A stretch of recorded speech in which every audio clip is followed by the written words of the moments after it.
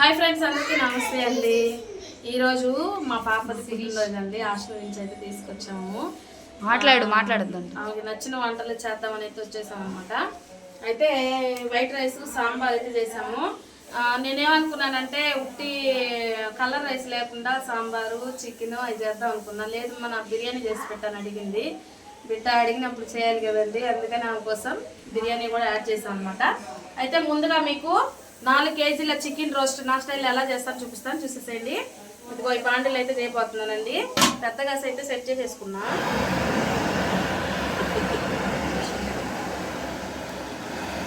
So friends, ముందుగా అయితే బాండిల్ పెట్టుకొని నూనె అయితే పోసుకుంటున్నానండి. కొంచెం ఎక్కువగానే పోసుకుంటున్నాను, ఎందుకంటే 4 కేజీలు కాబట్టి. నూనె వేడెక్కిన తర్వాత ముందు పచ్చిమిరపకాయలు వేసుకుంటున్నానండి. తర్వాత ఉల్లిపాయలు కూడా వేసుకుంటున్నా. ఎందుకంటే ఎప్పుడు చూసినా చికెన్ కూర చేసుకుంటుంటామండి, తిని బోర్ అండి. అందుకే రోస్ట్ అయితే బాగా 2 ముక్కలు వేసుకొని తినొచ్చు అనిపించింది. అయితే కొంచెం గుజ్జు కూడా కావాలని మా వారు అడిగారు, అందుకని నేను ఆనియన్స్ కూడా వేస్తున్నా. లేకపోతే ఉట్టి నూనెలోనే అల్లం చిన్నపై వేపి కారం అదంతా వేసేదాన్ని, ముక్కలు పట్టించేదాన్ని. ఇక్కడ చూడండి, జస్ట్ కాముకున్నానే కొంది చూడండి ఎక్కిరిస్తూ ఉంది జోష్న వీడియో తీస్తుంటే. మనకి ఇంత లోపల ఉల్లిపాయలు అయితే వేగిపోయాయండి. ఇలా ఎర్రగా వేపుకోవడం వల్ల చికెన్ కూడా బాగా ఎర్రగా వస్తుంది అనమాట. తర్వాత అయితే అల్లం చిన్నపాయ వేసుకుంటున్నానండి.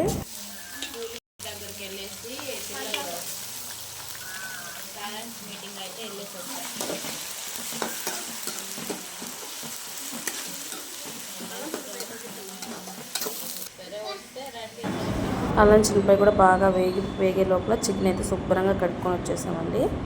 4 కేజీలు అయితే తీసుకున్నాను అనమాట నేను, అంటే అందరం ఉన్నాము కదా, శుభ్రంగా కడిగేసుకున్నాము. తర్వాత అయితే మొత్తం షిఫ్ట్ చేసేసుకుంటున్నాను అనమాట అల్లం చిన్నపాయలోకి. ఏ పుట్టినరోజులు వచ్చినా కూడా అన్నీ చేసుకుంటామండి, ఎందుకంటే పిల్లలకి అదొక సంతోషం కాబట్టి. సంవత్సరం వచ్చే లోపల మేము బర్త్డేలు వస్తాయి మా చేయండి అని అడుగుతూ ఉంటారు అనమాట.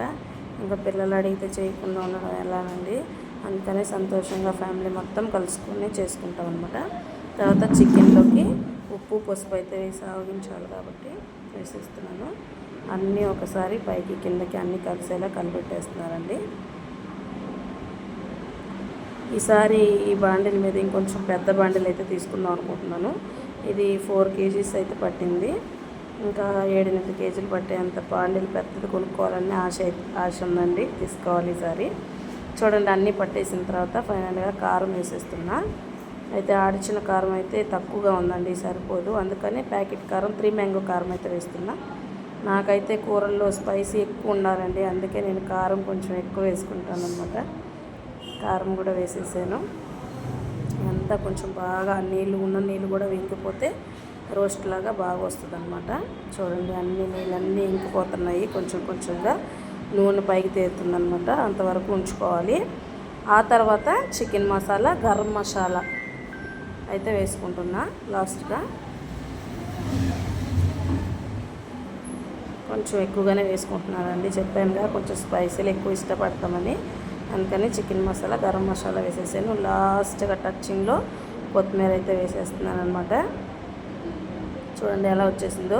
అటు మాకు కొంచెం రోస్ట్గా అనిపిస్తుంది, ఆయనకి కొంచెం గుజ్జుగా ఉండేటట్లుగా చేశాను అనమాట. ఆయన ఏంటంటే మళ్ళా మా ఇంట్లో వెరైటీ అండి, ఏంటంటే అన్ని కూరలు కావాలంటారు. ఆ కూరలో మసాలా వేసి వండమంటాడు. అంటే మామూలుగా ఇప్పుడు వంకాయ కూర అనుకోండి, వంకాయ కూరలో కూడా కొంచెం అల్లం చిన్నపాయ వేయాలి ఆయనకి, అట్లా చేయాలన్నమాట. పులుసు కూరలు తినరు. మునక్కాయ చేస్తే మసాలా వేసి వండమంటాడు, పాలు పోసి వండమంటాడు, అట్లా వెరైటీగా అడుగుతాడనమాట. అందుకని అట్లా చేస్తుంటాము. అందుకని ఆయన సాటిస్ఫాక్షన్ కోసం కూడా కొంచెం గుజ్జుగా ఉండేలా ఉంచాను. అయితే ముక్కకు అన్నీ పట్టాయో లేదో టేస్ట్ చూసి చెప్పు పిన్ని అని జోష్న అనింది. అందుకని ఒక ముక్క అయితే కాలిపోతున్నా కూడా వేసుకొని నోట్లో అటు సైడ్ ఇటు సైడ్ వేసి నవ్వులేసాను అనమాట. చాలా టేస్ట్గా వచ్చిందండి, చాలా బాగుంది పిన్ని, వాసన అయితే అదరగొట్టేస్తుందని నన్ను టెంప్టింగ్ చేస్తూ ఉన్నారనమాట. జెసికా వాళ్ళైతే అప్పుడే కూరగాయలు తీసుకొచ్చి ఏమా అంటా ఉన్నారు.